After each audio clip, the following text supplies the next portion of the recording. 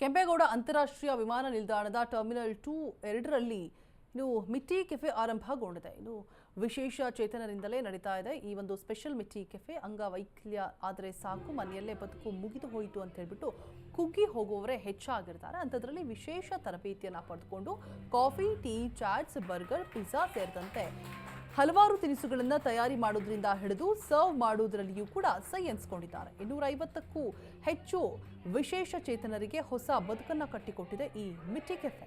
ಎಲ್ಲರಂತೆ ನಾವು ಸಹ ಸ್ವಾವಲಂಬಿಯಾಗಿ ದುಡಿದು ಬದುಕಬೇಕು ಅನ್ನುವಂತಹ ಇರುವ ಛಲ ಹಲವರಿಗೆ ಸ್ಫೂರ್ತಿಯಾಗತ್ತೆ ಕೂಡ.